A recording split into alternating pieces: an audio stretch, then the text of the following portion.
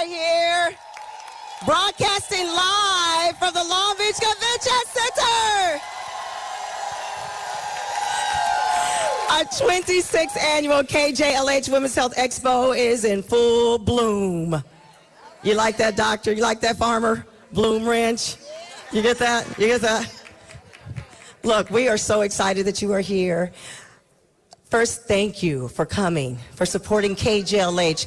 Thank you, sis, for supporting KJLH all these years. Stevie Wonder, our owner, loves you so much. He makes sure this radio station is the voice of the community.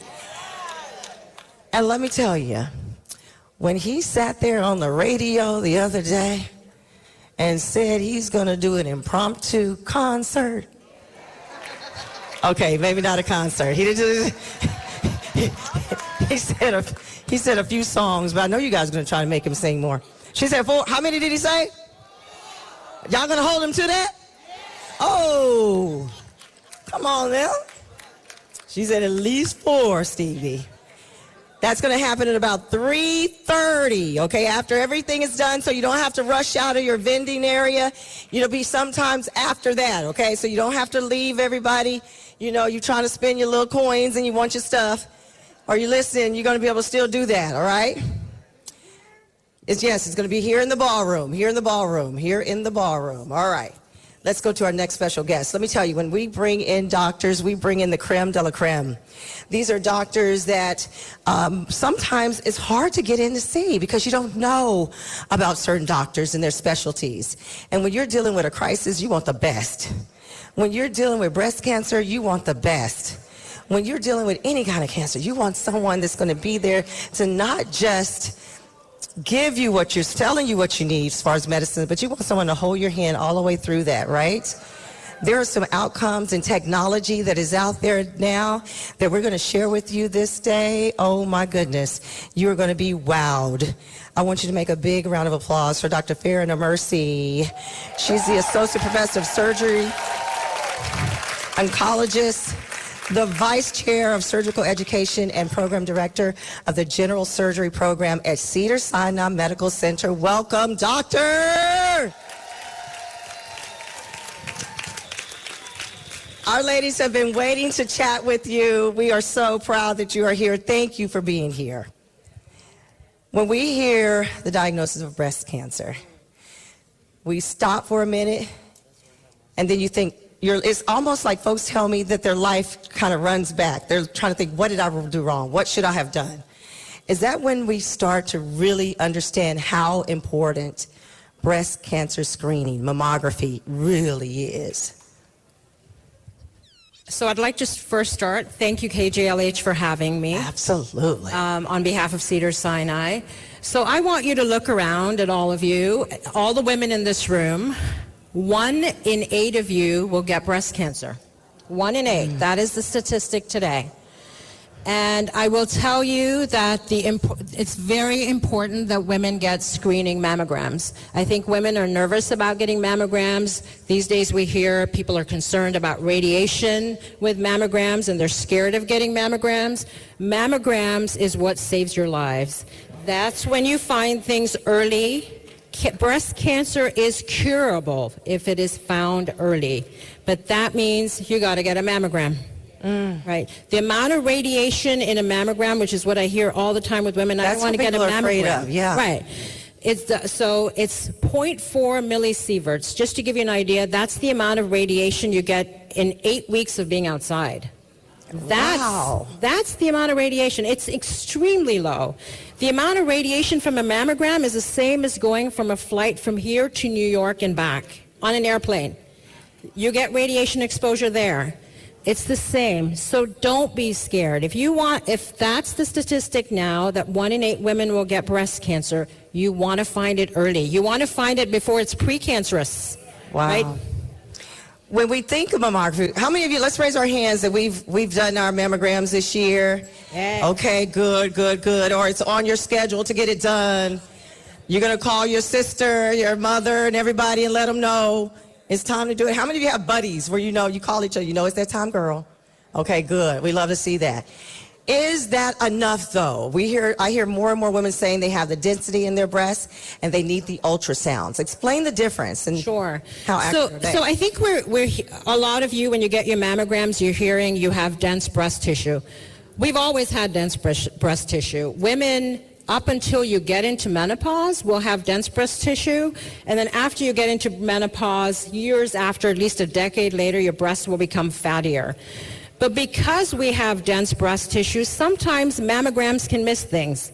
And especially if you have very dense breast tissue and your mammograms say that even on the reports, you should get a screening ultrasound, because sometimes mammograms could miss things.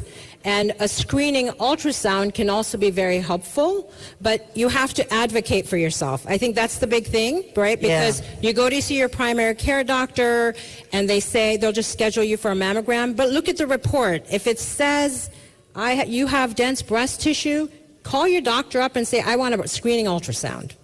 Now, the thing about that, when they do tell you no, or you ask for something and they don't want to necessarily do it, this is what I always say, because you don't want to, you don't want to be too pushy. But I will say, I really want this. Yeah. Can you document why you're not going to do this in my file? Make them put it in writing, and then ask and ask again. You want that paper trail. You want that paper trail. The more and more we're talking about, you've heard me talking about biohacking and things like that and functional medicine, that goes into genetic testing. And there is some new research how genetic testing has become a big part of prevention, doctor. Yeah. So genetic testing is available for anyone who has a family history of cancer, specifically breast, ovarian, pancreatic, prostate cancer. If you have a first-degree relative is your mom or your sister that's had breast cancer, you qualify for genetic testing. There are genes that increase your risk of cancer, not just breast, but other cancers as well. So look into your family history. I think a lot of us don't have conversations. We keep things hidden when we're diagnosed with cancer. I think we all have that in our families. You got to know your family history. You got to know about your parents, your grandparents, on the male and the female side. So this is your mom's side. When you go to your doctor's office, they tend to focus a lot on your mom's side of your family. Has anyone had breast cancer? Well, guess what? You can get it from your dad's side too. You get 50% of your genes from your dad. So you got to know about your dad's side of the family too. And there is genetic testing. It is available through saliva, so spit, or blood. And it can tell you if you have a much, much, much higher risk of getting breast cancer. So for is that BRCA gene? Yes. Yes. So the BRCA gene, if you were positive for that gene, your risk of breast cancer is as high as 79%. Wow. 79% of getting breast cancer before the age of 70. But it's not just BRCA. BRCA is what a lot of people know about, but there's other genes. There's CHEK2, there's P10, and those still have 3 to 4 times the risk of breast cancer than the average person. So very important to know your family history, and if you have a strong family history of multiple cancers or people diagnosed younger, ask your doctor to refer you for genetic testing. It's covered under most insurances at this point. Let me give her a big round of applause, but I want her to finish with thanks to you and Cedars for being a part of this year. Can you just tell us a little bit what Cedars is doing for our community? We love Cedars. We love, though, that they send wonderful doctors like yourself to be a part of our expo, but you're doing other things in our community as well. Yeah, Cedars is I think the biggest thing that Cedars focuses on is prevention. We're doing a lot in the community about, we don't want to be treating you just for cancer. We want to help you prevent cancer, right? So we do a lot. We go out into the community. We raise awareness about eating well, eating good food. It's one thing that we know so that you have some control over. There's certain things you can't control, right? Your genes, dense breast tissue, but you can control how much you drink, smoking, What you eat, physical inactivity, being obese, especially obesity after menopause, increases your risk of a lot of cancers, not just breast. So we go out into the community and do a lot of activities and education about screening, especially screening mammograms, screening for colon cancer. A lot of people are nervous about getting colonoscopies, and it's really important. And part of it is people are scared. And African Americans in general are not proactive about getting screening mammograms. They're not proactive about getting colonoscopies, and they present with much more advanced cancers.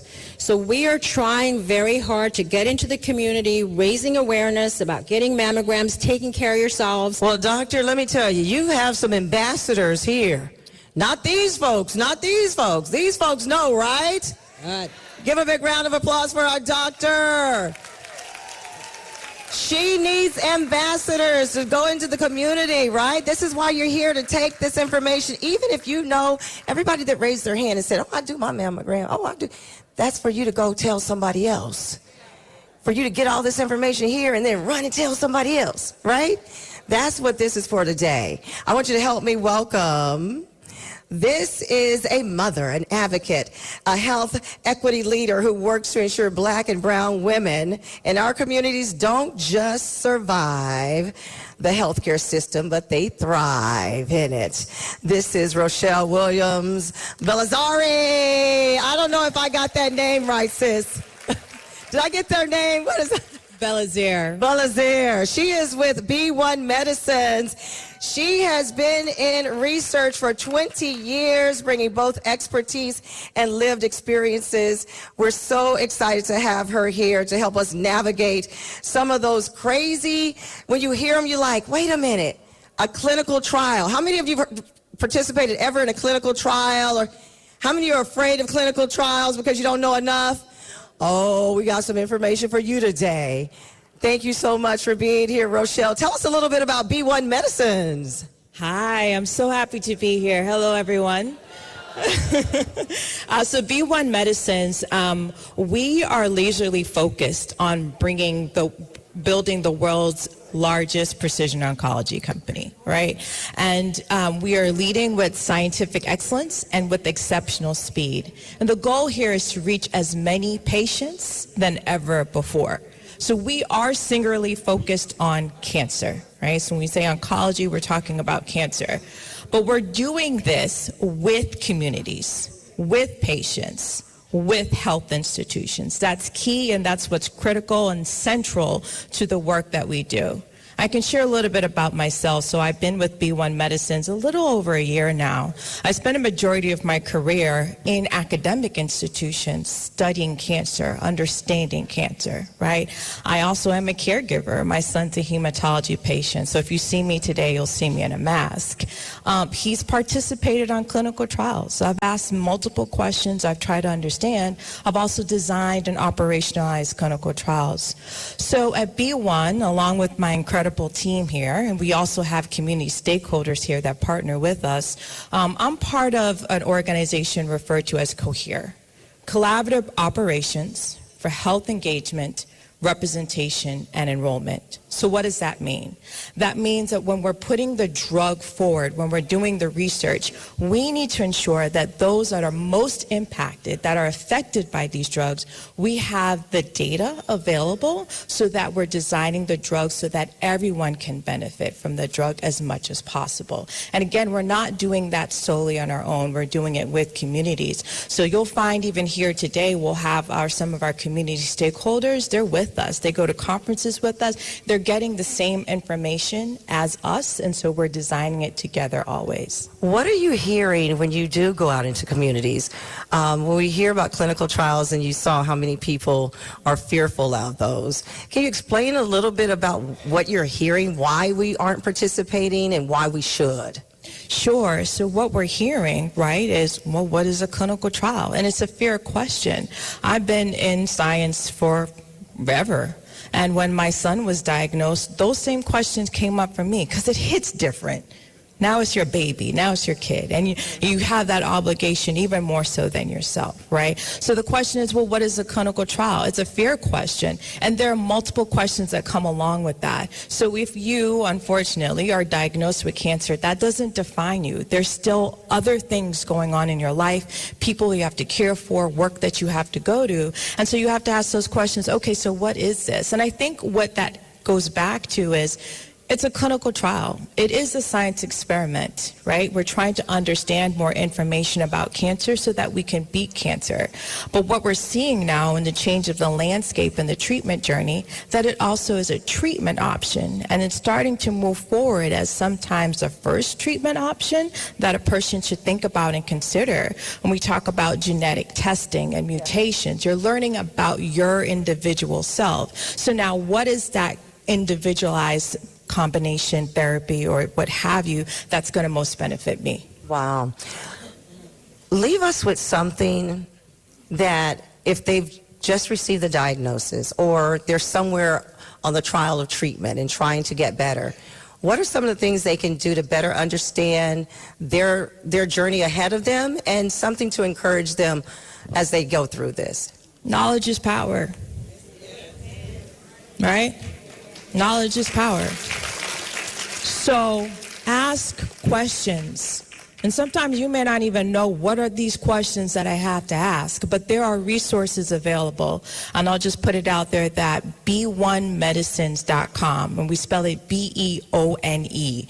Those are resources there where you can just start at the very beginning of, okay, what is a clinical trial? What are the next steps? What are the things that I have to think about? We'll have breakout sessions twice today, I think 12:30 to 1:30, and then again 2 to 3 in room 202B.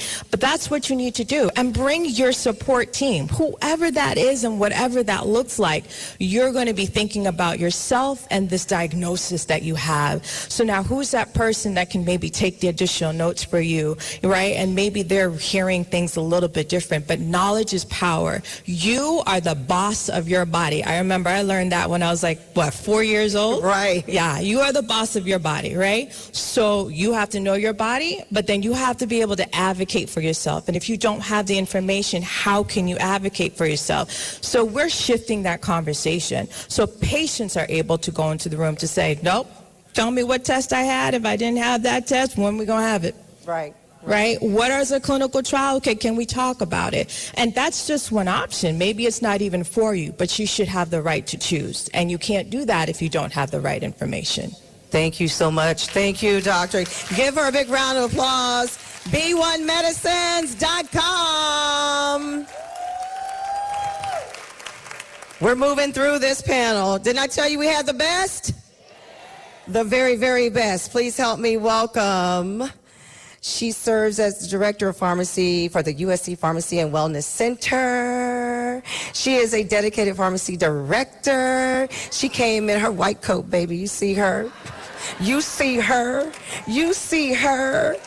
20 years of experience. Yes, yes. She's passionate about improving access to care through community outreach. She's going to talk to you about vaccination. She's going to talk to you about medication management. I want you to help us welcome the pharmacist, MD Gail Butler.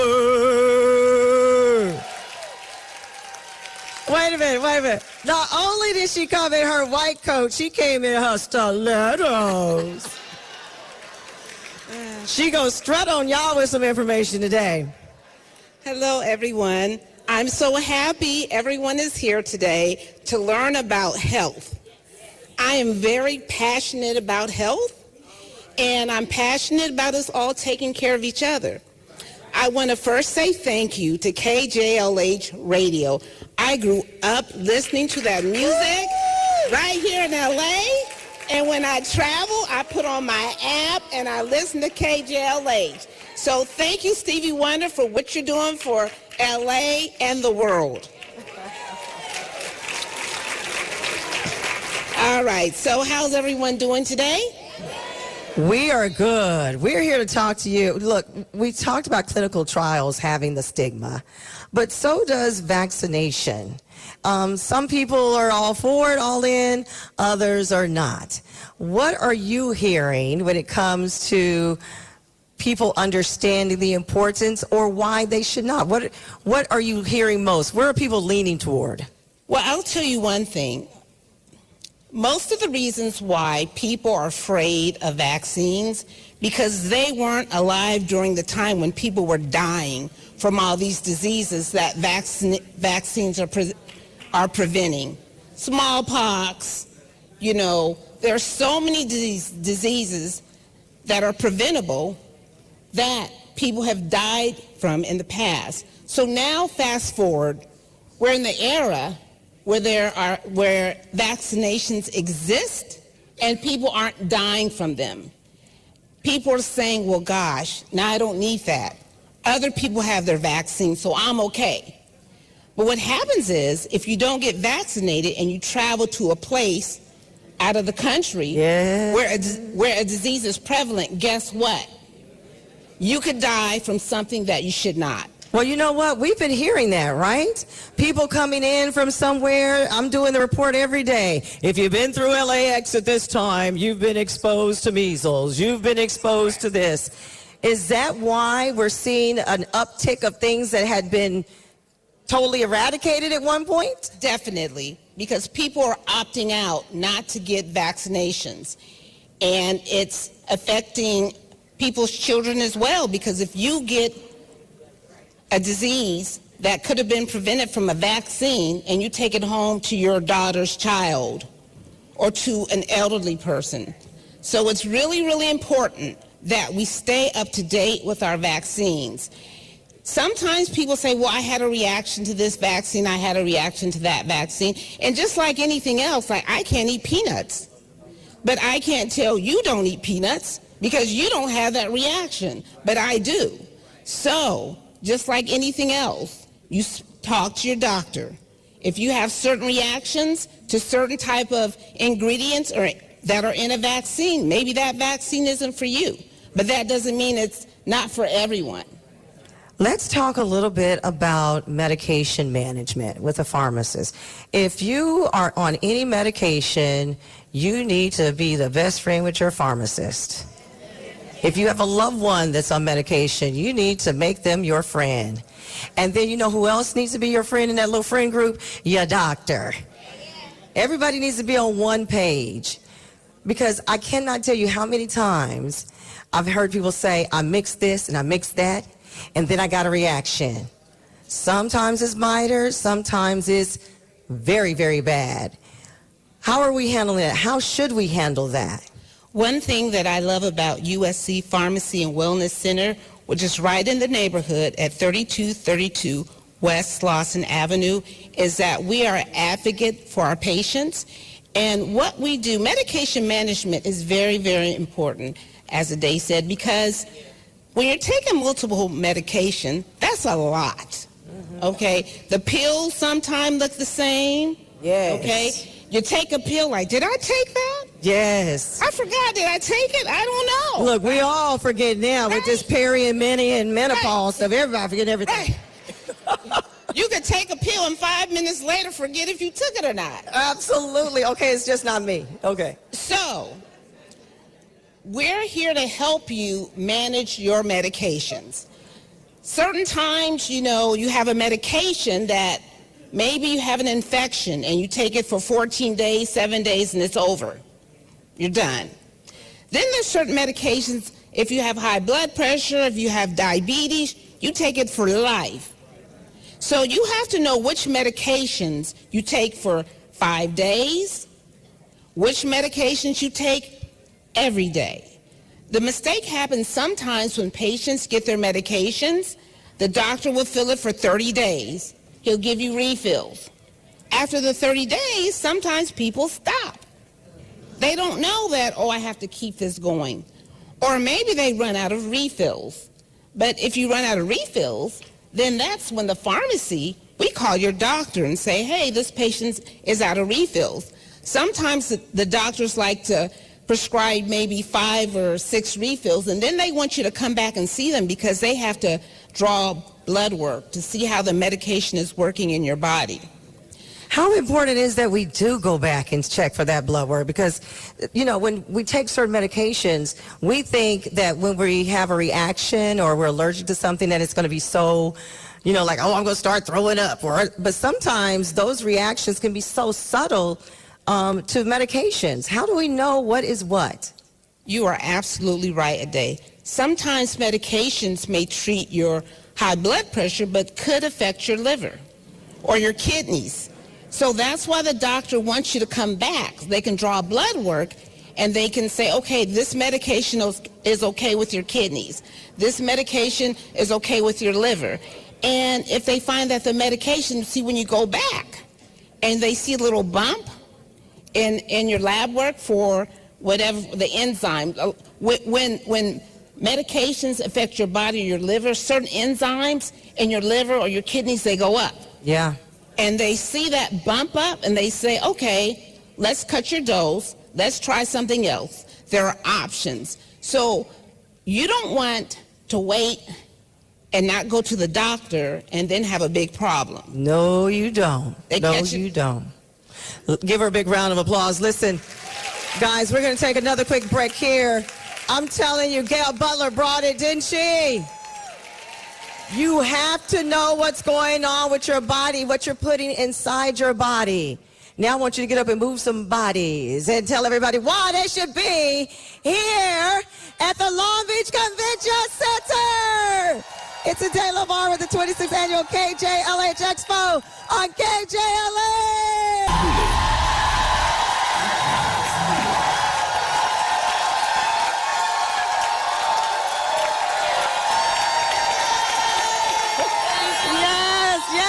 Yes.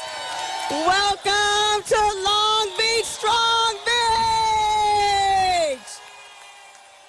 Yes. Make some noise, ladies. Look, today is finally here, the 26th annual KJLH Women's Health Expo. You got up this morning. You got yourselves together. You made it here. Give yourselves another big round of applause. We do not take it for granted that you have supported us with this expo for 26 years. This was birthed out of what you asked for, right? 26 years ago, I want you to show some love for our sister, Jackie Stevens. Remember Jackie Stevens? Our news director, she and 3 others heard your call and came together and put this. It started in a church with just some pamphlets on a table. And now look at us now. Birthed out of this now, 26 years later, we have a memory lane pavilion in our sister Jackie Stevens' honor. Amen. Jackie Stevens stepped away from her position here at KJLH to go back to take care of her mother, who was dealing with dementia. There are so many of us that are dealing with our loved ones that are making sacrifices every day. And in her honor, because she has since passed away from dementia as well. So I want you to make your way over to the caregiving pavilion because we're going to do a toast for our Jackie. Amen. We're going to do a toast, and we're going to have so much information for you that are dealing with this. Are you ready to continue? Yes. Our next guest, I'm so proud, founder and CEO. Now, look, everybody got quiet because y'all already looked in the book. Right. You've heard of perimenopause, right? Menopause. And some of y'all just making the men pause the way y'all acting. That's what it means, menopause. The men just pause in their tracks, scared to talk, scared to say anything, because you're going to snap them up. Because you don't know what to do with yourselves. Your hormones got you just acting up. I'm here to tell you, you ain't got to live like that. No. Leave the men alone and stop hurting them like that. She is the founder and CEO of the my Total Me Health and Wellness. She's a certified menopause coach, hormone health coach, nutritionalist. She's empowering the ladies between 30 and 70 because menopause can hit you earlier than you think. Please help me welcome Michelle Ettlinger. Sis, did I pronounce that right? Did I pronounce that right? Did I pronounce your last name right? Uh-oh, did they cut your mic? I'll push you straight up. There you go. Oh, I got it, There you go. There she Can you hear me? is. Woo! Hello, ladies. Hi. Oh, my God, this is amazing. Girl. I'm sitting in my chair like, look at us. Look at God and look at us, ladies. Before I get started, I just want to thank KJLH. This is amazing. We've been waiting for you. Oh, We've been waiting for you. me, I've been waiting for you. I got something to say, so let's start. Let me tell you, so many of us know that we're dealing with something and we don't really understand the whole biological function of our body. So when you hear hormones, we think, oh, that was grandmama. That was Aunt so-and-so was talking about her hormones. But honey, I'm telling you, it's you now. Explain to us what hormones are and how do they play a part of our bodies. Okay, so we do have our basic hormones, which is our progesterone. Can we get our mic turned up a little bit? And our testosterone. So those are our superpower hormones, ladies. These hormones were made, I have to say, they were created for us to give birth. They were protecting us. So we went through stages in our life. The first stage is we had our period. Woo! We were so excited we got our period. We were like, oh, I can't wait. I bought period panties. My friend had her period. Oh and I my couldn't wait gosh. for mine. It was the period club. Yes, that was the hormones. You Getting ready, grown now. baby. You a woman. Okay, the second phase was giving birth, ladies. We got married, we had kids, we couldn't wait. We had parties, we had celebrations. Woo, we about to have this baby. We had look and sees when we had the baby. This phase now is our menopause phase. This is our midlife phase. And we need to celebrate this because it's our best phase. Some of us, our kids are out of the house. Some of us are feeling more confident. Right? Clap it up, clap it up. Yes. Yes. Yeah, because this is our journey. Ladies, listen, this is our journey. This is not the end. This is the beginning of something amazing. Because we ain't got that period no more. So, hey, all right? All right? That's right. Yeah, so, yeah. Explain to us what, because, now that we got it, y'all want to throw it back. Some of y'all throw it back and it come back. And you don't know what's going on with your bodies. No. Explain perimenopause, menopause, the stages of it, Okay. and how it affects our emotional relegation. All right. So the first stage will be perimenopause. So that's a stage at 35. You usually start feeling symptoms, and your period starts to get a little spotty. You might get a little moody. You don't have as much patience. A little. You have a little bit of a brain fog, and that's the start of it. Now, it can even start earlier because of medical induced, or it can even start earlier just because of genetics. There's a lot of reasons why they call it premenopause. So you do have that premenopause early stage. But once you go into after you go into perimenopause, you'll go into menopause, which is 12 months without a period. Ladies, 12 months, not 10 months. And then the period starts. Not 11 months. 9 months. Because then you start 29 all days. over again. Exactly. So it's a 12 months without a period, and it's just that one day. And then we enter into post. Now, let's talk about the symptoms, ladies. You're still going to feel the symptoms. You might start getting the hot flashes. Because how many people are hot right now? Right? Right? I heard you guys worked out here. So a lot of y'all a little hot. You fanning. Okay, so then we start with the symptoms get a little more intense. We start getting the hot flashes, the night sweats. My favorite and my client's favorite is waking up at 3 a.m. How many people are waking up at 3 a.m.?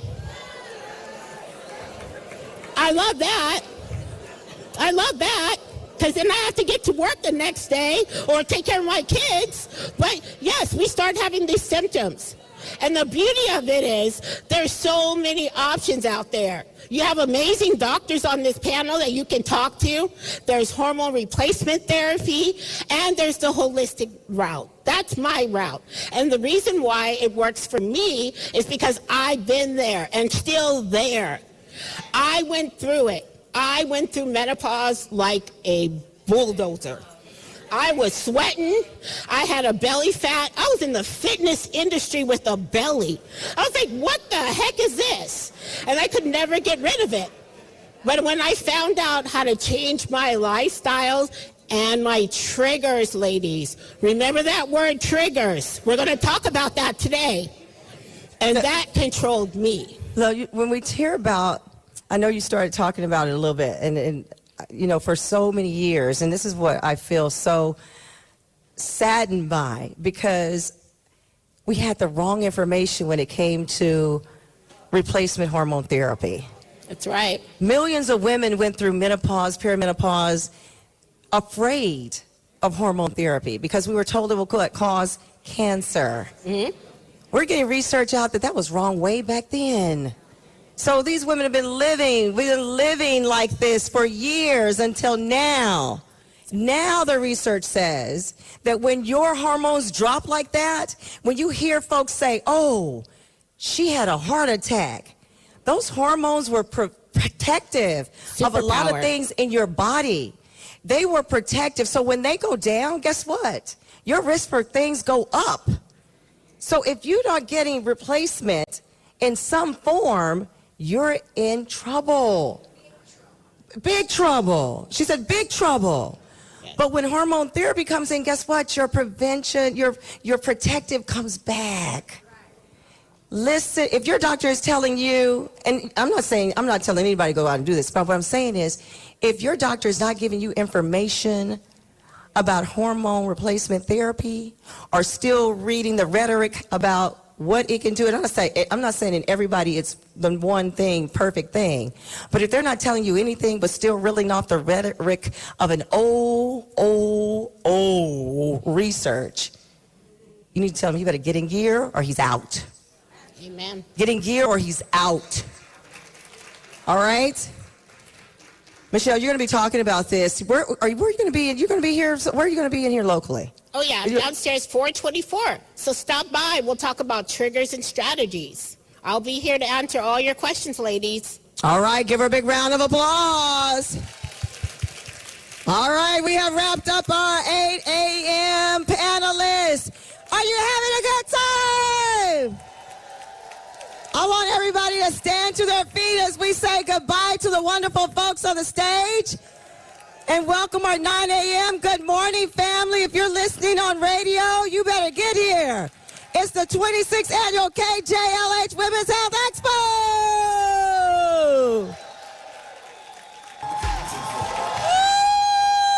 Woo!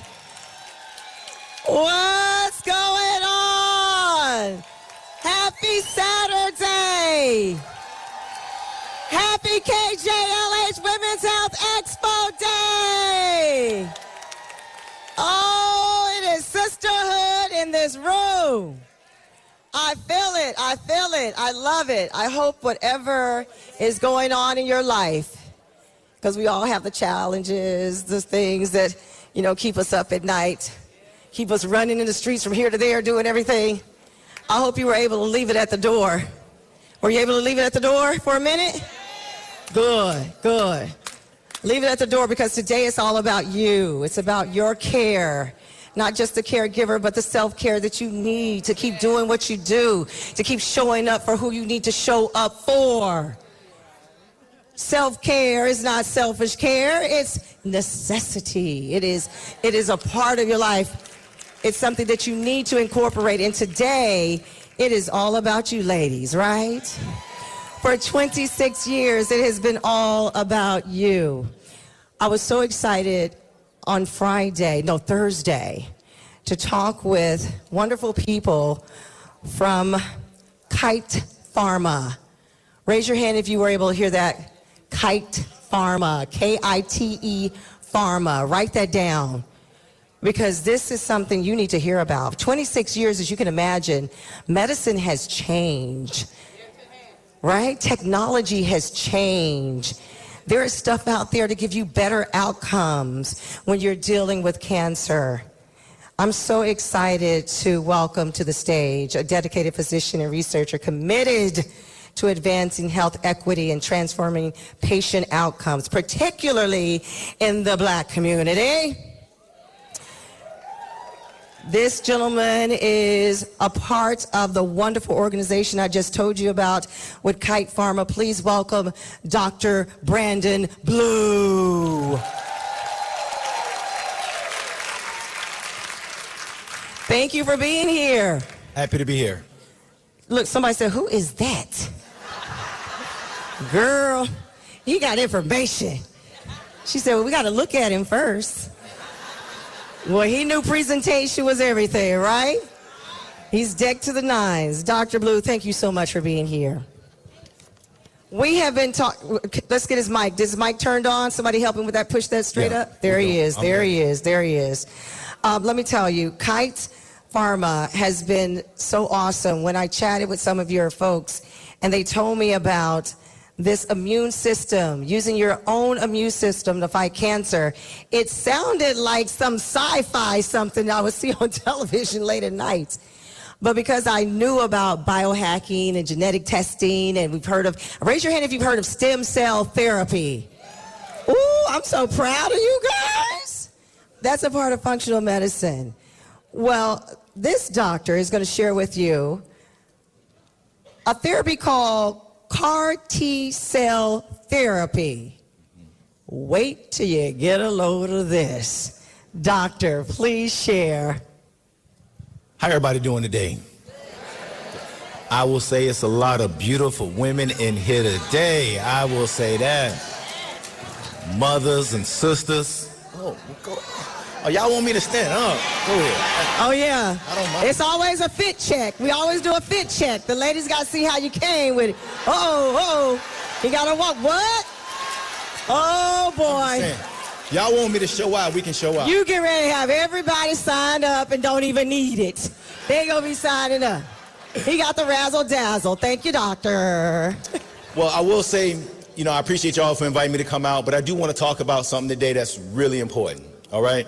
I am a cancer doctor, which means, unfortunately, every day that I show up to work, I have to tell somebody that they have cancer, But that also means some days at work, I also get to tell people, hey, you are cured from cancer, Amen. So one thing that I also want to make sure that people understand, especially folks that look like us, is that we need to have this information. There's people that show up to see me with pages and notes and all this kind of stuff. And then there's some people that show up to me and be like, I don't even know why I'm here. So I want to make sure that while I talk to y'all about this thing today, it don't just stay in this room. It don't just stay on the radio. This is something that y'all tell y'all brothers, y'all husbands, your loved ones, your sons. Make sure you get them men out there to say, all right, I heard about this thing, but it could help you as well. So let me tell you about what they call CAR T-cell therapy. You say, what the heck is that, Dr. Blue? Now, it's a lot of women in here from different ages, so I'm gonna use something that hopefully most of us will understand. So before we had all this digital stuff, back in the day, we used to have to write checks, all right? So some of y'all younger folks who was born in the 2000s may not know about checks. What happens is, now I know it sounds crazy, but we used to take pieces of paper, all right? We used to write on these pieces of paper. And we would write any number we wanted to on this piece of paper, okay? And we would literally give it to the people at the bank, and then they would just give us whatever number we wrote on there. And listen, some of y'all, I'm telling you, the younger folks don't know what I'm talking about. But what happens is that the bank had a lot of rules when you wrote these checks, all right?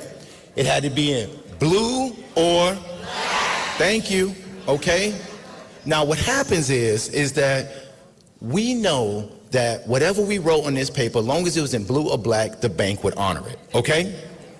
But what happened is that if you showed up to the bank and you had, a silver pen, they say, your words is good. You might even have that amount of money in your bank account, but we can't honor it because the way you wrote it. Does that make sense? Okay. Well, your body is like that too. Your body has an immune system, which means your body is used to fighting off bacteria, infections, viruses. It has a lot of fighters that has been fighting your whole life. But when it comes to cancer, it's like writing in that red ink. It's like, I don't know what to do with this. The same way if you wrote a check in red ink, the bank would just give it back to you. Not saying that it's the wrong thing. It's just, I don't know what to do with this. And so what happens is that we have technology now that can basically take that red ink and say, hey, here to cash my check, okay? Which means we can tell the immune system, those fighters, the things that have been fighting off infections your whole life, we say, look, you're such a good soldier. You're so strong. Look at your muscles. Why don't you now take your attention and fight this cancer, okay? And it's your own body, meaning it's your own immune system. So it's a natural way of doing it. So instead of all those, unfortunately, poisons and stuff that we've had to give people in the past, now we can have a natural way. Because like I said, we are wonderfully and beautifully made. You understand? And so we have everything in our body already that's going to be able to fight off whatever we need. We just need to give it a little bit of a push. And that's what this new therapy is, okay? Now, when you talk about this therapy, though, because everyone's, how many of you are super excited to hear that, right? There are some caveats to this. What cancers is this available for? It's not everything. Yeah. But the good news, it's really good for us as African Americans. Yeah. So I'm going to tell y'all. So the same way as different color pens, I'm going to bring out different color pens just for y'all to like help understand this concept, okay? Because now the bank, as I told you, is used to blue or black, right? Like that's what is normal. That's what your immune system is used to. But we can teach it blue, orange, green. We can teach it to fight off other cancers. We can teach the bank to recognize different color pens, all right? So I want people to say, you change the pen, you change the cancer. You change the pen, you change the cancer. So when you say, well, what cancers are currently available for this type of disease? Well, the way that the medical system works is whenever we don't have a lot of options, those are typically the types of cancers that go to the front of the line. Does that make sense? Meaning that like cancers where it ain't been a lot of breakthroughs for, we need help in those areas, right? And so what we do is right now, currently some of the blood cancers, so things such as leukemia, certain types of leukemias, certain types of lymphomas, there's a cancer called multiple myeloma, you know, so some of these blood-related cancers, we have figured out that their specific type of color of ink so that the bank can recognize it, so that the immune system can recognize it and currently take it out, okay? But what we're gonna try to do is what they call clinical trials and research so that we can do it for things like lung cancer, prostate cancer, breast cancer, right? Because again, if we change the pen, all right? You see why these clinical trials are important? You see, that's what did you say? For us. We have to be able, I know our culture, you know, we are so fearful, and we should be because of the way things have been, history, we know. We've heard the Tuskegee and all these different things that happen, but there is so many wonderful things that are out there. 26 years, I told you, light years. And we're bringing you the doctors that are taking time to come into the community to share it with you. How else can, people find out more about this, and how can they sign up if they want to go home and think about it? How do they find the clinical trials? Yeah, so, that's a great question. I would say the number one thing that I encourage everybody to do is to talk to their doctor about it, right? And say, hey, is this right for me? Is this right for my husband? Is this right for my daughter? Is this right for my mama? I heard about this thing. Or you look it up and Google it and say, hey, print out something and say, hey, I was at this wonderful women's expo, right? Is this something that can help me? Because the thing about CAR-T is that this thing is new, right? So this might be something your doctor might be having in his back pocket or maybe not even ever heard of. And you say, hold on, I know about the new stuff. All right? Don't give me that old 2020 stuff when we got 2026 stuff. You understand what I'm saying? Sir. And so I want you to become educated and just tell them, then say, hey, is this something? But that starts with just talking with your doctor and you saying, hey, I heard about this thing, and thank you, God, for being here today, because at least you've heard about it now. And you say they have a new natural way of killing cancer where we use the immune system to fight off cancer. Am I eligible for that? Big round of applause. Thank you, Dr. Love. Who has their, what we call our KJLH Women's Health Expo Bible open? Okay. Fine. Or do you have a session, sir? Do you know where you're going to be? Yes, I will be in room 203C at 10:30. So if Okay. people want to hear more about this CAR T-cell therapy, I'll be happy to talk to people, answer questions, and all that kind of stuff. 203C at Got 10:30. it. Yes. Big round of applause. I am so excited to have this doctor join us. I met him not long ago, and look how this has become a full circle. When we were talking about caregiving and adding the pavilion, as many of you know, I'm my mother's caregiver, Mother Jessie. She is fine. But as you know, many of you know, she is dealing with vascular dementia. And so that can be quite the challenge. And y'all know Mama Jessie had a little Spitfire in already.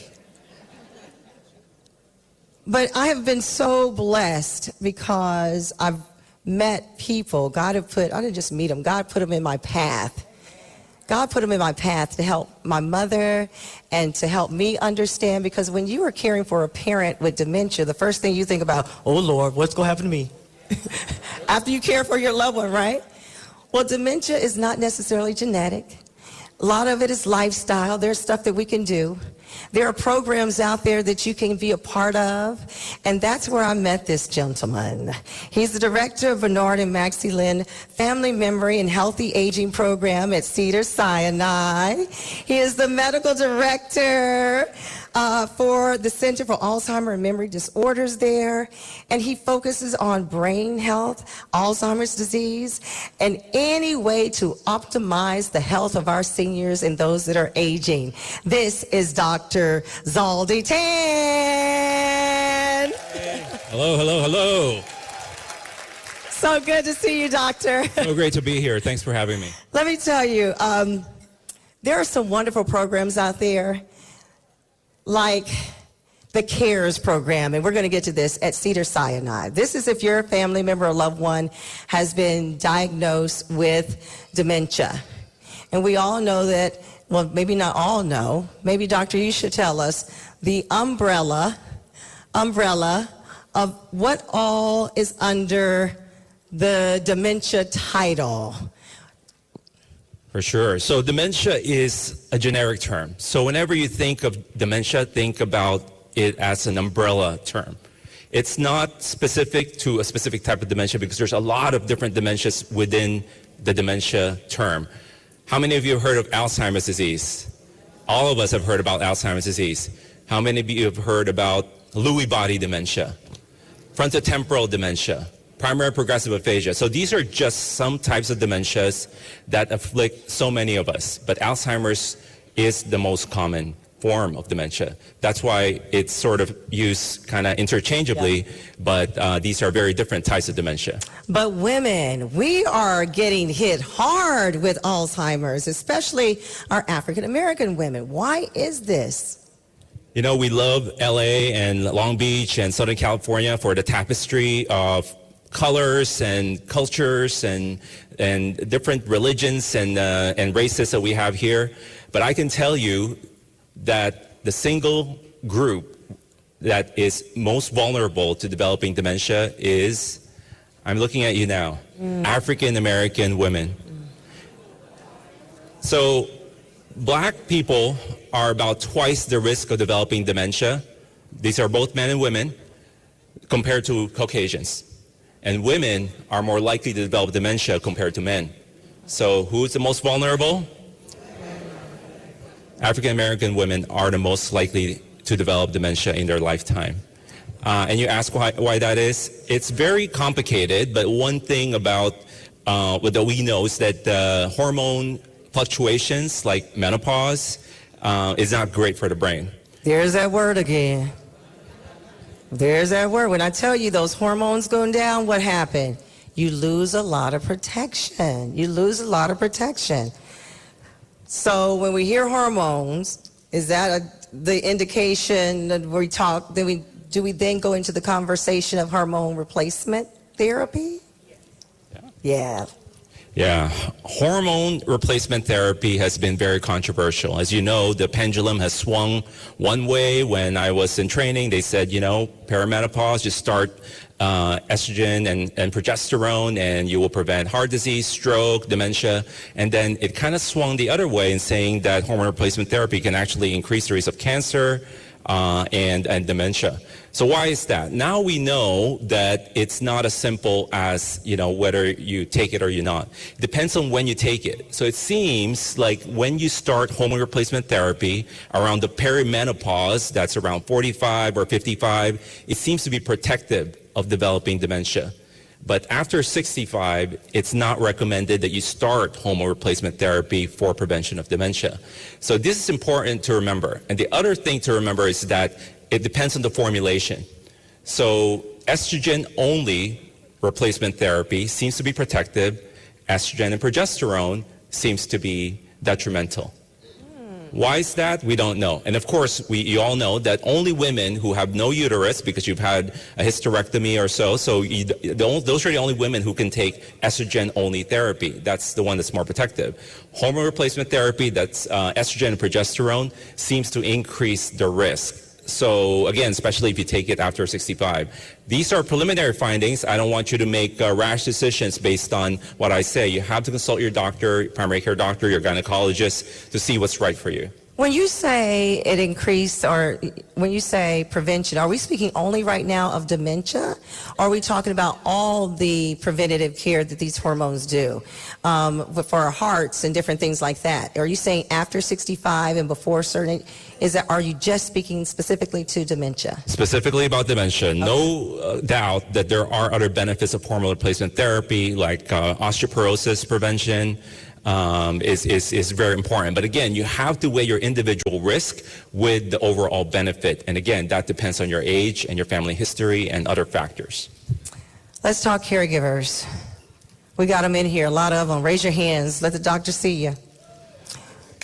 Your risk goes up really big for certain things because you're poured into everybody and you're not taking care of yourselves. What messages do you have for our caregivers? If I offered you a job and I'll tell you, you are going to be the secretary, you're going to be, keeping the schedule, you're going to be a chauffeur, you're going to be taking this person from all their appointments, you're going to be a maid because you're going to be cleaning, doing the laundry, you're going to be a personal attendant, doing personal care, bathing, toileting, you're going to be the financial advisor and accountant because you have to make sure the bills are paid. You probably is like, you must be kidding. I don't want this job, right? This is how caregivers are. I don't know of a single job where you have to do all of these things and more, right? Caregivers are really the unsung heroes of our society. Together, collectively, yes, deserves a huge round of applause. Collectively, caregivers contribute $400 billion in our society because if the caregivers are not providing the caregiving, guess who's going to be doing it? The government's going to pay for it, right? So it's a huge resource for our society, and unfortunately our society don't provide enough care for caregivers. So it's really important for you to take care of. If you know of someone who's providing care for someone older, especially with dementia, you have to reach out and say, how can I help? Not only offer help, I would say insist on helping. It's like, when can I come and help you cook for your mom? And if you are a caregiver, I want you to learn 2 words. Yes, please. I love it. Not, I'm fine. Not, that's okay. No. You have to take that because you're in this for the long haul. If you don't take that respite care, you will burn out. And who's going to suffer? The person, you and the person you love, right? And that's the reason, you mentioned that we have the CARES program at Cedars-Sinai. This is a dementia care management program that can help caregivers take better care of their loved ones. And I just want to mention that I also wrote a book called What to Remember When You Are Forgetting. This is coming out next month, and this is really for caregivers to let them know how to better care for their loved ones and take care of themselves as well. Now, let's also, will you share with them the healthy aging program that you have? That's the one I signed up for, because I can become a hypochondriac. I'm like, oh, what? Tell me your symptoms. What were they? How did you feel? Your left toe was doing what? So when I found that they had a healthy aging where they can start looking at you now and get like a snapshot of where you are and your brain health, I was like, sign me up. Tell us more about that. Yeah, it's a great program. How many of you have a family member who had Alzheimer's or other dementias? Oh my God, it's like, 80% of the room, right? So I can tell you that even though there's no guarantee that you're going to get dementia or not, you're at higher risk of developing it. And of course, some of you don't even know because your parents may have passed on before the age of 80 or 90 when the dementia peaks. So at Cedars-Sinai, we have something called a Memory and Healthy Aging program where we see people who are at risk for dementia. We do a baseline cognitive evaluation. We go over 14 risk factors. But for today, I just want you to remember 3 risk factors that I think are most important. And to help you remember, I'll call it BAR. Right? This doesn't mean that you have to go to the open bar after this. Oh, I'm glad you put that in there with this group. In fact, this is something that you probably shouldn't do because alcohol is not good for your brain, right? So, what is BAR? B is blood pressure. Get your blood pressure as close to 120/80 as possible. This is a combination of exercise, diet, rest and recreation, and then also medicines in certain cases. And then A stands for activity. And that is there's 2 components to activity. This is physical activity, exercise, the one greatest thing you can do to reduce your risk of developing dementia, heart disease, diabetes, and then social activity. And I don't think there's a problem here about social activity because I can see all of it. But it's always important to remember that. And then lastly R is rest and recreation. Make sure you have enough sleep. Make sure that sleep is high quality and restful. And make sure you enjoy your life by participating in activities that stimulate your mind, stimulate your body, and make you social. So again, remember BAR. And your brain, I think, will be healthier. Thank you, Dr. Ted. So Give him much. a big round of applause. So y'all know I used to sip on me a little champagne every now and then. I cut it out. I said, because the research says now any alcohol, is hard for your body. So I changed to Madasi Mocktails, who is the sponsor of our caregiving pavilion. And we'll be pouring some of these delicious drinks a little bit later on. There's an amazing story behind the Mocktails Madasi. 2 sisters, they were close like sisters, best friends. One's breast cancer had come back. And during COVID, they still wanted to drink, right? So they made this mocktail. These drinks smell like alcohol. They even taste like they got a little something in it. So they came up with this during COVID. The one friend has since passed on. She didn't want to fight as hard as she had fought before to get rid of this. And so Monica is still pushing this drink, and it is going wild. So I invite you to check them out over in our pavilion later. We'll be doing some sips. It's MEDASE. In Ghana, it means thank you. And that was her friend's message to Monica. Thank you for being my friend through all of this. So I invite you to check it out. Look for it in stores. Madasi, all right? Let's get to our next guest. She is a board-certified physical medicine and rehabilitation physician. She is the medical director of the Tolbert Center for Rehabilitation and Wellness. She helps with that pain Oh, Arthur. Some of y'all can tell us when it's going to rain. Some of y'all can tell us when it's going to be cloudy outside. Some of y'all just telling us, ow, oh, ow. She is here to help us with managing chronic pain. Welcome, Dr. Glena Tolbert.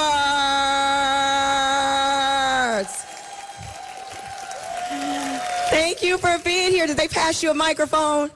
There it is. There it is. How are you? Testing. Is it working? Yes. How are you, beautiful? We are blessed, aren't we? Yes. Look, we got some folks that are doing a little aching around here. Yes.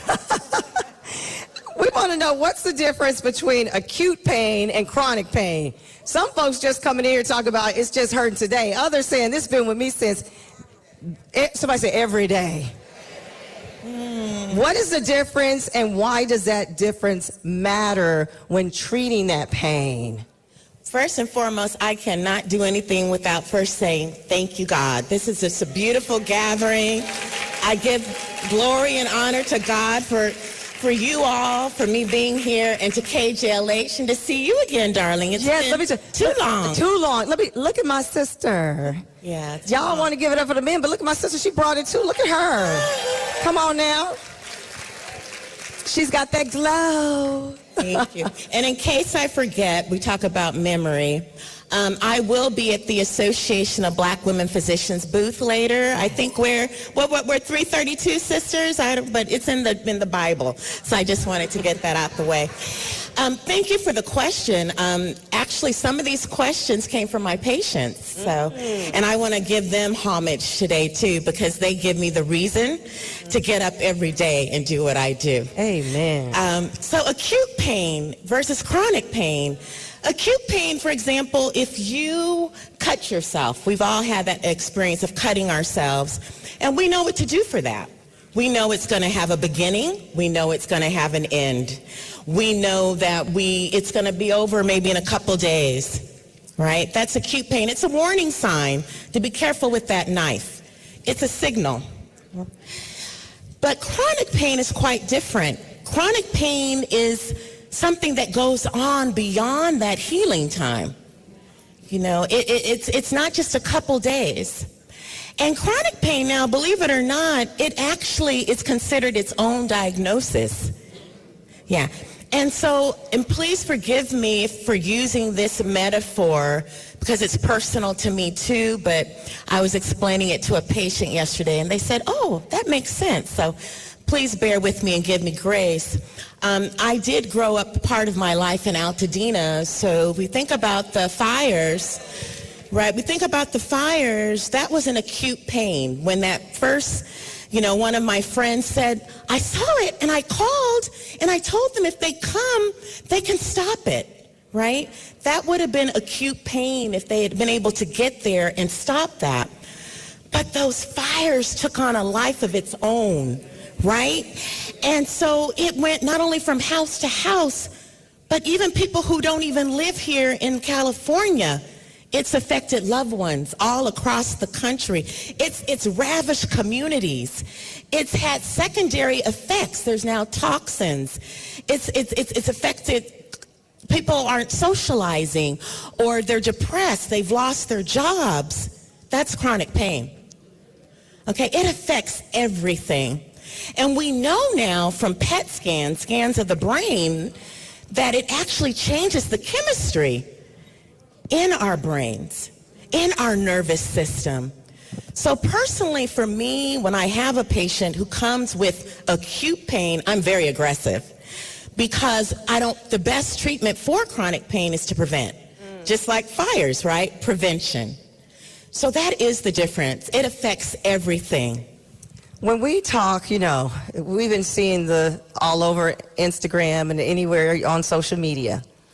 When a black woman says she's in pain, they're like, oh,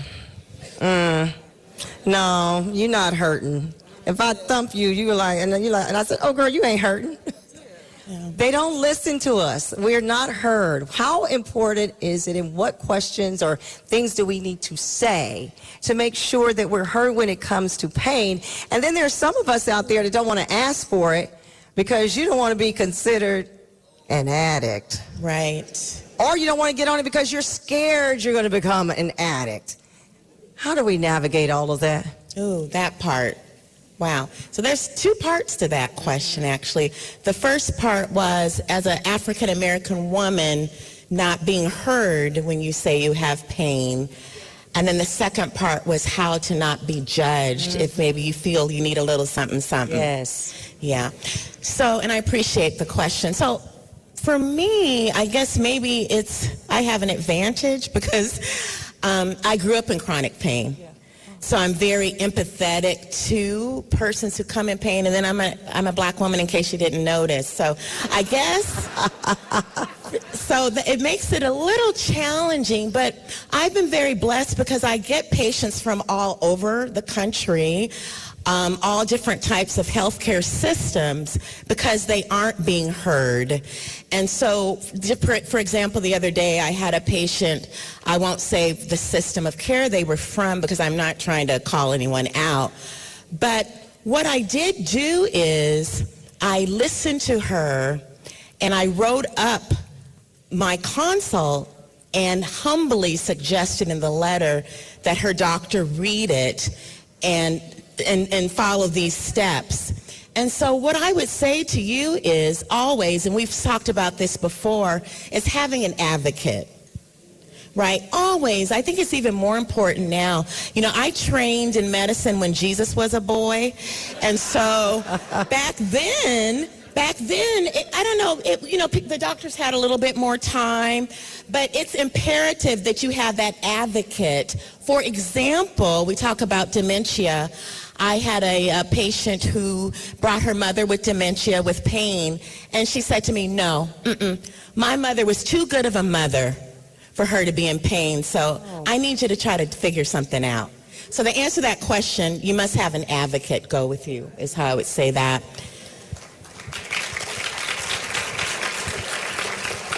When we think about the medications and things that are out there, and we're becoming more and more knowledgeable and afraid and understanding that you take this, you may get this. Sometimes you hear of a medication, it's got more things you're going to experience for taking it. What natural things are out there? I know a lot of people want to go more holistic.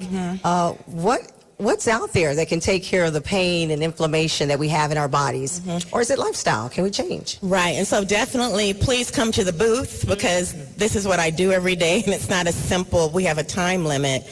But I look at you as a whole person. So I was actually very fascinated so far with what I heard because, yes, I look at the immune system for pain. And we do functional testing and genetic testing for pain medications, also for nutrition. Exercise, I'm a big proponent of that. Socialization, because I want to know not just are you in pain, but what is it keeping you from doing? Right? Because we want to be out in life. How many of you, after getting together with your girlfriends, I felt better, right? So my job is to help you get there to get better. So to answer the question, there are so many natural things, but it's all about you as a person, right? Because we're all different. And so I want to really put together what it looks like for you. But that's that comprehensive plan for everybody that's individual. Whole patient care, whole patient care. Did you hear her talk about genetic testing? You're going to hear that. Functional medicine, biomarkers. Genetic testing is who you are right now. That's who you are. You're never going to, those are your genes. That's what you were born with. That's what your mom and daddy gave you. What's your name? Maxine. Those are your genes. A biomarker test is me coming or the doctor and they get your blood and they're seeing what's wrong with you right now. It's like a snapshot. It's saying, oh, she needs more vitamin D. Oh, she needs more vitamin B. Oh, she's doing this. But when you get to someone like our Dr. Talbert and you get on her plan and then you take another look, let's say 6 months, a year later, you see what her plan has done because then they go do another blood test. That's the biomarker test, right? They're going to take a look at that test and see what has that plan, that management plan done for you since then. Now, there's nothing we can do about the genes, right? Because that's who? You. That's you. How God made me. Yes, yes. Dr. Talbert, please tell us, where can we find you there again? Tell us again. Our booth? Yes, please. It's the Association of Black Women's Physician booth. I think it's 332? All right, Yeah, all that's right. that one. All right, give a big round of applause for Dr. Tolbert. you. Family, we got to take a break right here. When we come back, we got two more fabulous people for you to meet. Give it up. It's the KJLH Women's Health Expo. Whoa. That's right, that's right. If you're not here in Long Beach at the Convention Center for the 26th Annual KJLH Women's Health Expo, you're in the wrong place, right, ladies? Our next guest, I'm proud to have him in. Many of you already know him because I see how fabulous you're looking. This is our highly respected celebrity cosmetic dermatologist providing medical dermatology for the services of Dara Heights at the Wallace Skin and Body Institute. He's been doing this for years, offering natural alternative approaches to all kind of problems, skin problems, whether it's acne, you got eczema, whatever it is. But some of you just want to look good, right? You want to lift this, tuck this, move this. He's going to tell you how to do it the best way. Give it up for Dr. Paul Wallace. Oh, yeah, we got to do the fit check. There he is. There he is. Yes, yes. Just as we talk, oh, boy. Oh, yeah. I love it, I love it. Dr. Wallace, do something else. Let me tell you, every time you come, you tell us about something new and innovative.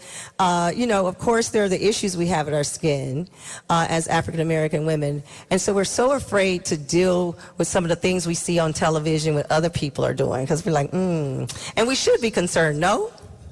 You should be concerned. Let me start off first, as I usually do. 1 Corinthians 6:19. The Apostle Paul says, you are the temple of God. And I want you to start treating yourself like that too. Amen. But I got one yesterday, last night. I was at the Hollywood Bowl. And Al Green looked out and he said, simply beautiful. And that's what I see. I'm going to get in my talk in just a moment, but I want to say, I want to thank my beautiful chocolate wife who's here. Where is she? Where is she? Is she here? Stand up, sister.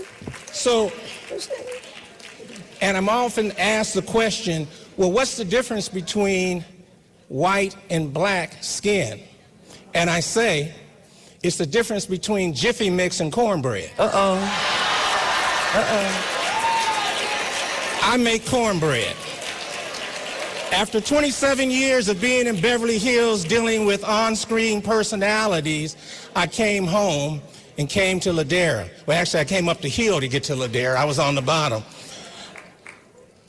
You don't know the beauty that you have.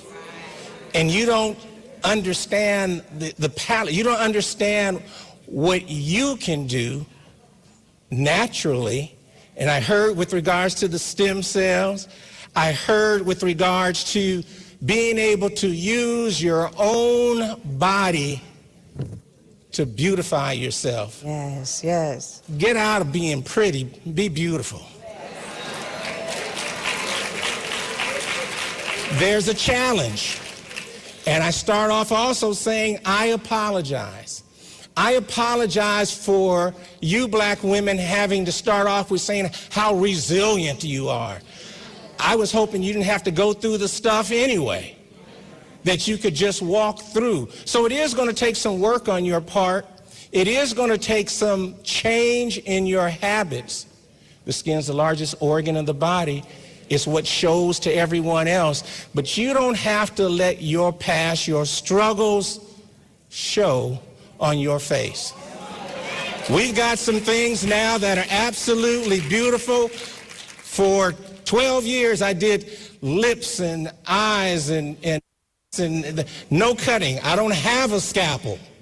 Now we're able to do it with energy.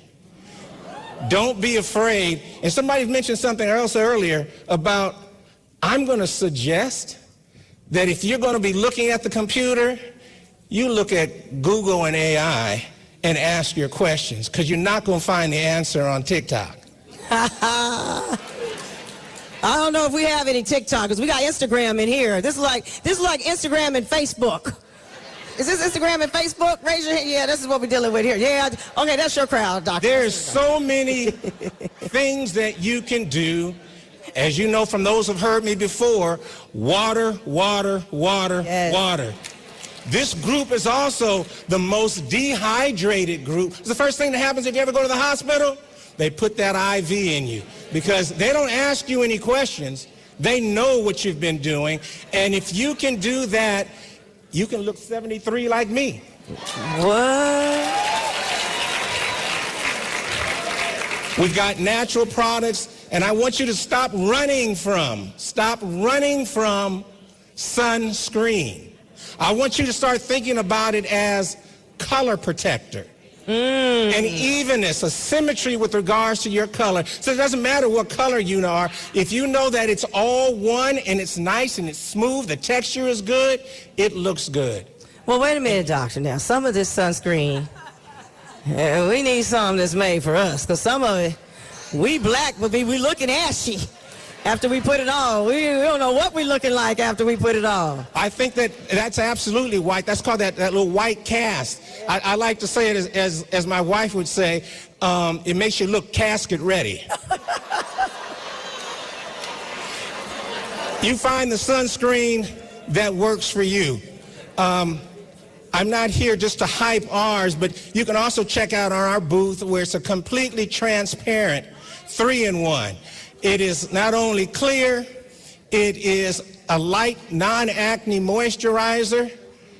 And for all of you, I know that you're walking on the red carpet. The makeup artists say that they use anywhere from 1/3 to 50% makeup on skin of color. There's sunscreens out there for you. Don't go buying, I was going to mention their names, but Don't do that. Let's not do that. We might get there are some that are made for us. Very good. By us. Where are you going to be now so we can go over and talk to you and find about all the fabulous things that you have over there in your office? I've been hearing about you. Oh, I'm telling you, it's exciting with regards to that. No more double chin. Tighten that skin. No surgery. What about that neck? What about that neck? You know, that neck tells everything on us. Gone. The neck, arms, the hands. We got to cut the hand. What? Okay, what, are you in a booth? Are you in a booth today? Or are you I'm going in to be booth what? What? Somebody look it up. Quick. Who can look it up Look in the quick? Give me the Bible. number. 202. Give the doctor a big round of applause. I got my sister coming back. Let me tell you, she is next. She came from all the way from south. Wait a minute, north or south? Okay, collect it, baby. Oh, there she is. You heard her on the air with me a few months back, talking all things caregivers, all things dementia. And she is an advocate for us. She's an advocate making sure we're getting resources, making sure we know how to take care of ourselves, how we can take care of our loved ones. I'm so proud to have her back. She's going to be in our memory care. We're going to do a full conversation with her in our memory lane. This is Dr. Macy P. Smith. Give it up. Isn't she fabulous? Let's do a fit check, y'all. Ain't gonna leave me out of this. Ah, no. All right now. Doc, this all macaroni and Sit cheese, down. Sit rice down. and gravy, butter beans. Thank you all. You know I love you, girl. Let me tell you, she and I came friends like this. Immediately. Because she tells it like it is. She tells you the things that you need to hear. When somebody tells you need to sit down somewhere and take care of yourself, she does that. Thank you for being here, for coming so far. Talk to our caregivers. Talk to them. Thank y'all. Y'all see how she just do me, right? She said, just tell them something. So I'm from South Carolina, not to be confused with North Carolina, right? We say ain't it, nan, over there, you know, deep dirt roads, no underpinning. That's where I'm from. That's where y'all from? Okay, so if you don't understand what I'm saying, ask your neighbor.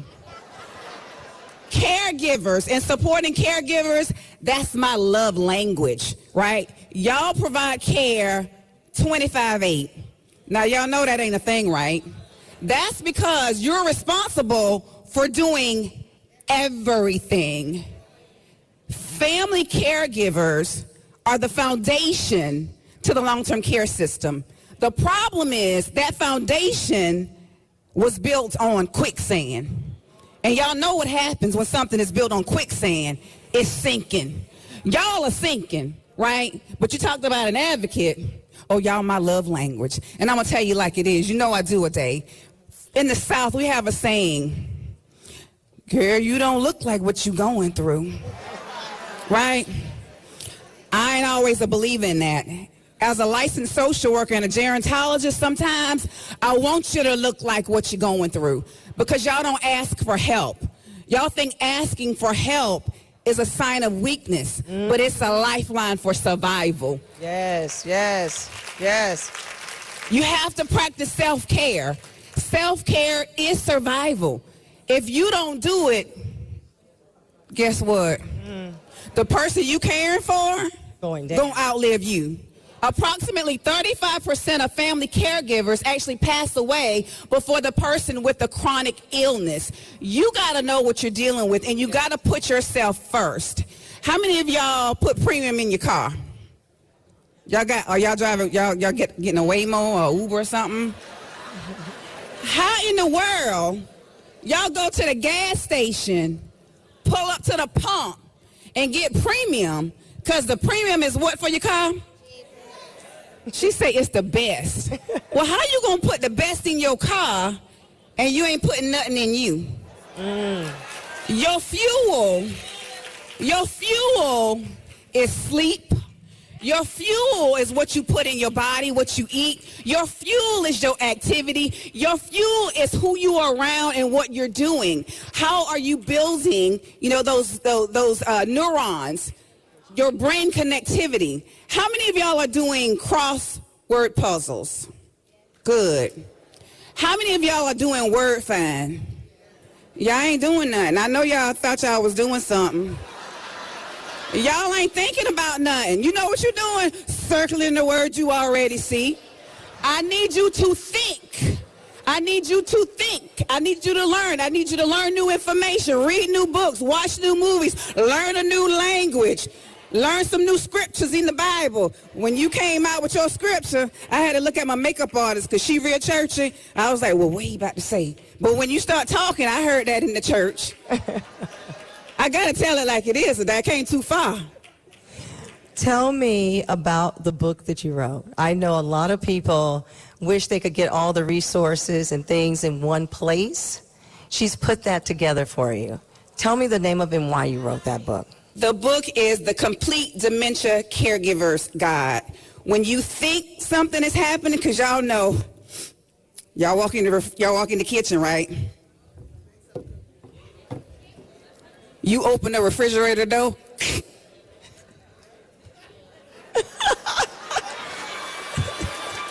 Then you look behind the door, make sure ain't nobody looking at you. You close the door. You walk back. But you praying to God that by the time you get back to the refrigerator door, you know why you open it. Ain't nothing wrong with you. That's normal age memory impairment. So I'll tell you what the early signs of dementia looks like. I'll tell you what to say when you get to the doctor, right? Because a lot of times, we diagnose mama before we even hit the door. Doc, she got it. I knew she was going to get it because my daddy had it, my cousin had it, and the child I ain't had yet, she probably going to have it too. You need to let the doctor do their job, but I tell you what to say, and then afterwards, I tell you where the resources are, I tell you what they are, and I tell you what to say. Because a lot of times, we think about our government officials, sometimes they're busy doing what I'm not sure.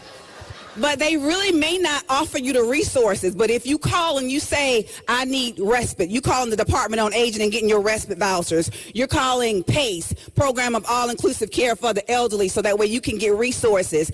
All that is in the book, and we're going to have that available today. At 12 in the Memory Care Lane area, you'll be able to sit down and talk with Dr. Macy P., ask her questions. As I told you, we're going to be toasting our caregivers, and we want you to come through and see her. Give her a big round of applause. This is Thank you all. Dr. Macy P. If you're tuning in now, you're listening to 102.3 KJLH, Compton, Long Beach, and Inglewood. We are rolling this morning. If you're listening, this is the KJLH Women's Health Expo. We've been doing this 26 years. We could not do this. We could not do this without wonderful people that are in high places making these things happen. You know, because she closes out our expo every year. She's here with us every year. She makes sure it happens. But today, of all days, it's her birthday. So we want everybody to stand up. This is Congresswoman Maxine Waters. The Congresswoman Maxine Waters. And we're going to start singing to her. Tim, happy birthday! All right.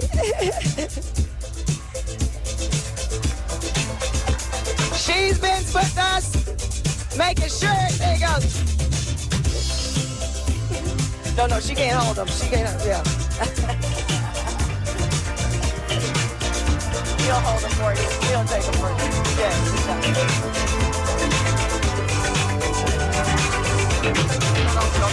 You'll never make my sense. You ought to be in love again.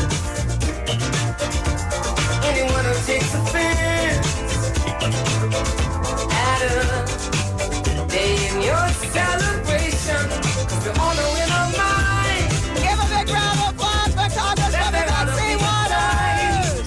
It's her birthday. That we can set aside to show just how Look, much everybody's waiting for the one part. you, and I'm sure you would agree. Hey! More perfectly than to have a world party. Congresswoman Maxine Waters. Happy birthday to you. Happy birthday to you. Happy birthday. Happy birthday to you. Happy birthday to you. Happy birthday. Like it's never understood. A big round of applause. Congresswoman Maxine Waters. Auntie Maxine. Happy birthday to you. All righty, here we go. Wow, wow. What a greeting. Thank you so very much for that happy birthday greeting. Ladies and gentlemen, yes, today is my birthday.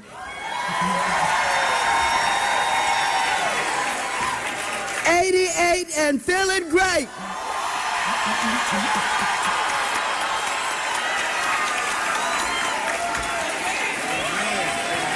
Wow, wow, wow, wow, wow. Look at you all. You know what? Every year it gets bigger and bigger and bigger. The women everywhere are hearing about what goes on here at KJLH. Give yourselves a big round of applause. And so now I'm pleased to be here, and I'm pleased to welcome you to KJLH's 26th Annual Women's Health Expo. Now, I don't know where you are, Stevie, but hello, Stevie Wonder. I love you. and Stevie, who has been the proud owner of KJLH since he purchased it in 1979. Oh, ladies and gentlemen, I understand you have a new vice president and general manager for Radio Free KJLH. Shanine Thompson, where are you? Give her a big round of applause. And of course, my friend Ade Lamar, where are you? Yes, Come on ma'am. up here. Come on up here. Yes, ma'am. Yes, ma'am. Always so good to see you. And of course, I'm saying thank you to all of the hosts on KJLH. But you know, Ade and I are gonna walk walk down that hallway. Yes, we're gonna strut. You got your, she don't have her high heel shoes. Oh man, I was supposed to put them on as soon as I saw you walk in. Oh. She outdoes me every time, Oh my God. but I'm gonna get them on for you. Well, what we gotta show y'all is you can keep them heels on if you stay in good health. That's right. That's right. Okay. Let me go get in my heels real quick. I'd like to recognize Loretta Roberts, the director of the Women's Health Expo, for all of her hard work in putting this event together each year. Thank you for always inviting me to join. Big round of applause. Now, you know I'm glad to be out of Washington, D.C.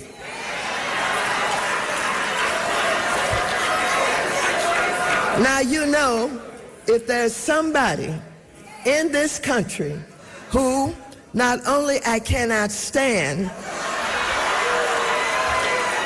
but I believe is the most divisive, the most cruel, the most low-down, dirty human being I ever met in my life.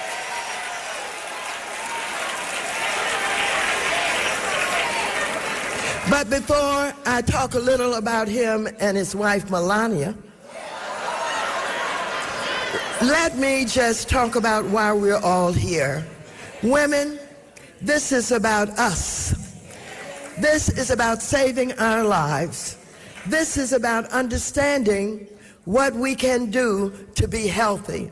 And KJLH is so wonderful in the way that they organize this so that you have the opportunity to not only come, but to get the advice and information and direction from wonderful panelists who are here to tell you what you can do, what is going on, where you can get health care. Give the panel a big round of applause. Now, I've been paying attention to a lot of health issues, even though I'm the ranking member on financial services.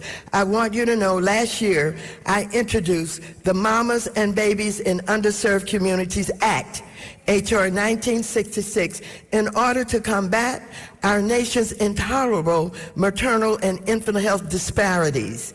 This bill will establish a new initiative to expand and improve maternal and infant health services in minority, low-income, and medically underserved communities. The bill has 39 co-sponsors, including Congresswoman Laura Underwood, who is the chair of now what has been organized the Black Maternal Health Caucus. Give her a big round of applause. Just last month, I introduced the Medicare Breast Reconstruction Access and Information Act, H.R. 4545, to require the doctors who perform mastectomies for Medicare patients to inform them that Medicare covers breast reconstruction following a medically necessary mastectomy.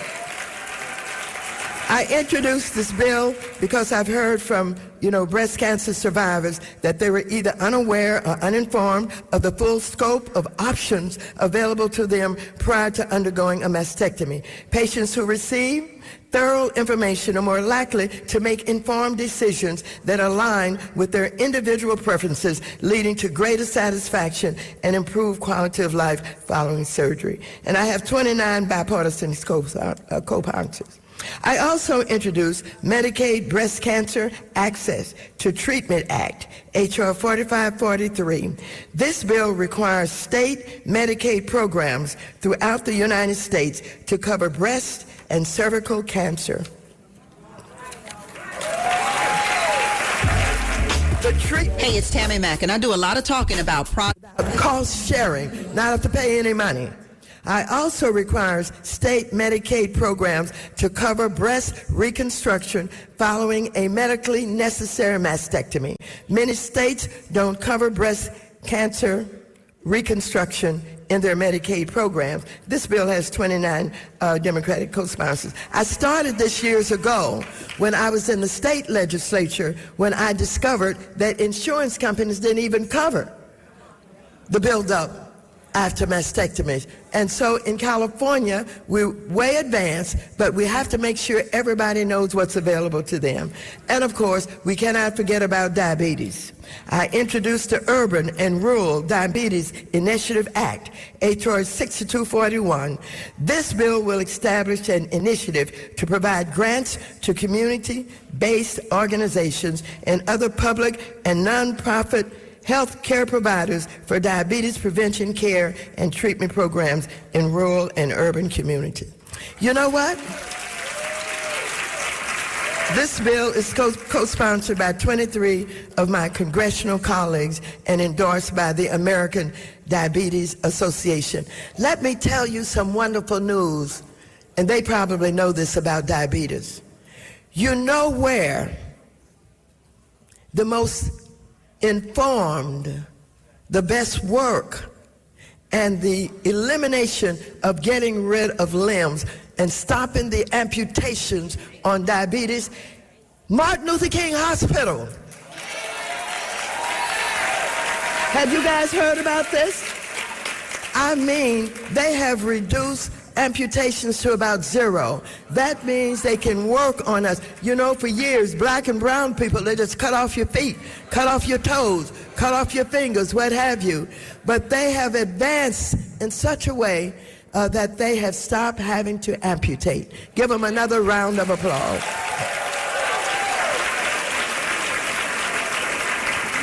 Martin Luther King Hospital needs money.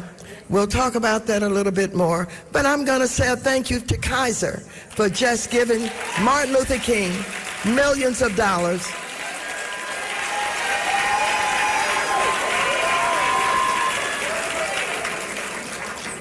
And this is so important.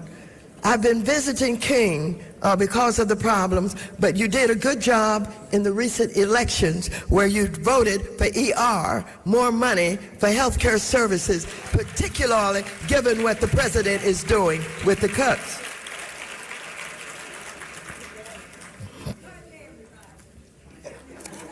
Now,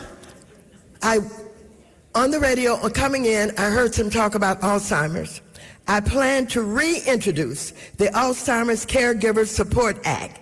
This bill would authorize grants to public and nonprofit organizations to expand training and support services for families and unpaid caregivers of patients with Alzheimer's disease or related dementia. It would require the Secretary of Health and Human Services to coordinate with the Administration for Community Living, the Office of Women's Health, and the Office of Minority Health in order to ensure that women, minorities, people living with disabilities, and underserved communities will benefit from the program. The bill has 20 co-sponsors so far and was endorsed by the Alzheimer's Foundation of America and the National Down Syndrome Society. Big round of applause.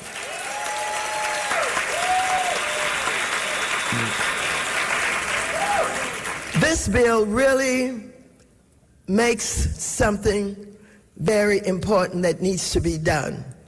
Many are taking care of 1, 2, or 3 people in the family. Many of the young people have mother and fathers, grandmothers, what have you, and they need to have care. And it's very difficult to do while you're working every day and you don't have anybody to care for your family and you're trying to rotate doing it, etc. But caregivers need to be paid. We need some money for them. And that's what we hope to do. Now, let me just talk about what the president has called the big, beautiful bill. We call it one big, ugly bill. that steals from everyday Americans to give kickbacks to their donors and their friends. Trump's big ugly bill gutted Americans' health care and ripped food from hungry families, veterans, and seniors and children. He cut $186 billion from SNAP. That's food stamps, commonly known as food stamps, taking food away from poor children and families. It cut $1 trillion from Medicaid and Medicare right here in California, leaving millions of families without access to health care. This big, ugly bill will have a devastating impact on community health centers and people who rely on them. Now, I want to tell you, this is Community Health Centers Week, and I've been visiting all of the health centers. Use these health centers. Walk in. I don't care whether you have money or you have no money, whether or not you're covered by Medicare or what have you. If you need some help, walk into these health centers and you can get some help. You can get some care. Because when you do that, you avoid crowding the emergency rooms at King and other hospitals when you could have been taken care of in some way that did not lead to a catastrophe. So we use the health centers. Will you do that? Almost 8 million Americans have already lost their health care, and tens of millions more have seen their premiums skyrocket. And I know many of you have seen your premiums go up. Americans are being forced to choose between getting the health care they need and paying for rent and groceries. Boy, groceries are high now, aren't they? I can't even buy the bacon I like. It's too high. They tell me I shouldn't be eating it anyway, but hell, I like bacon. Oh, and I have a special kind that I buy. I've been buying it for years, but I can't afford it anymore. And when I get together with my neighbors in the community over where they have all the fruits and vegetables, we be feeling everything, you know what I mean? Trying to see if it's ripe, if it's good, if it's hard enough, what have you. But something's wrong with this fruit. It's not nearly as good as it used to be. Have you experienced that? You see a peach and it looks so pretty and it looks so good. You bite into it, it's rotten inside. Let's complain. Let's ask the store managers, where's this fruit coming from? You can do better than that. We've got to speak up for ourselves because it costs so much money and it's no good. Well, I tell you, in speaking up for ourselves, I want you to know that I do a lot of that. I do a lot of speaking up. I do a lot of cussing.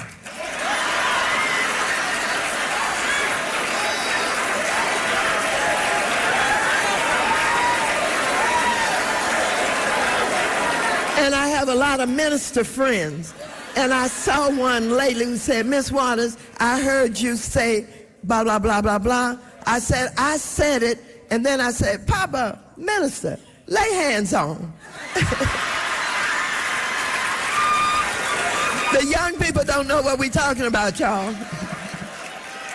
But you know the Bible says you can be forgiven how many times a day? So every time I cuss, I say, forgive me, please. And then when I run into my minister friends, I say, lay hands on them. So I am already washed and clean of everything that I've said and that I've done. But Trump just won't let me shut up. You know, the sight of him, my heart starts going fast. I start perspiring and sweating. And my face starts to twitch. Because I've never seen anybody so ornery in all of my life. He doesn't care about anybody but himself.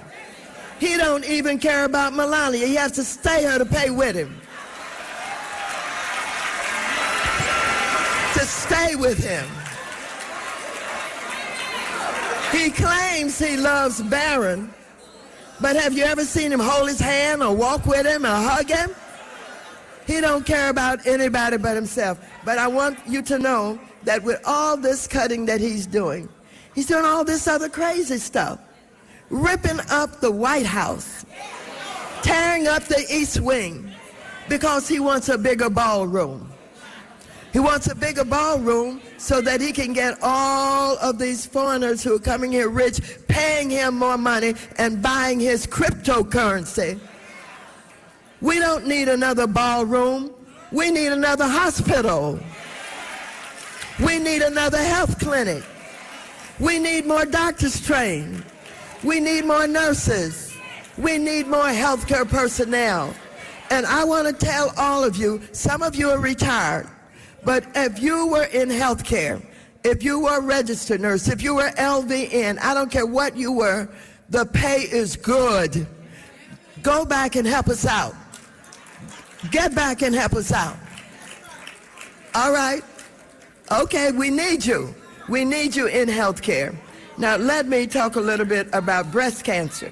Last month, I introduced the Medicare Breast Reconstruction Access and Information Act to require doctors who perform mastectomies for Medicare patients to inform them that Medicare covers breast reconstruction following a medically necessary mastectomy. I really told you about most of that. But let me just say this. We're in a crisis in this country, and it's real. And many people haven't gotten it yet.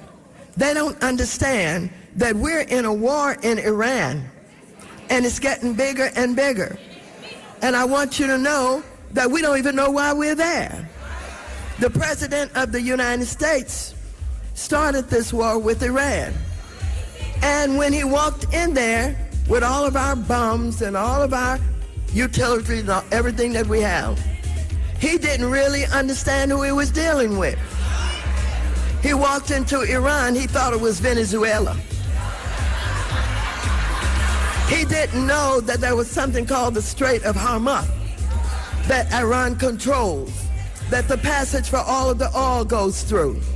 And now he don't know what to do, and he's lying. He's talking about he's in peace talks with Iran. Iran said, we ain't in no peace talks. We're in no peace talks. And if ever we're to let you back in, we've got money in all of your banks. We want our money back.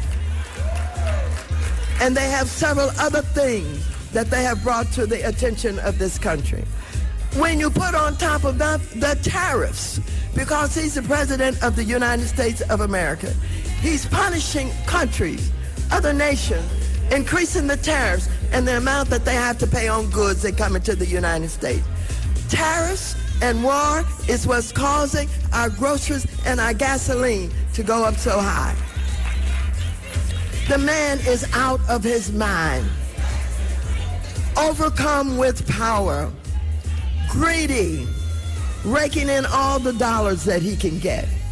And so we've got to speak up, we've got to act up, and we've got to do what we learned about in the civil rights movement. Now, I know that we have the internet, and I know that people are on many other platforms. But I tell you, and particularly the young people, I don't care what you ate for breakfast. I don't care you went shopping. I don't care you kissed your girlfriend. I don't want to hear about that. I want you to get on that internet, and I want you to address these problems and talk about how to organize and how to get together.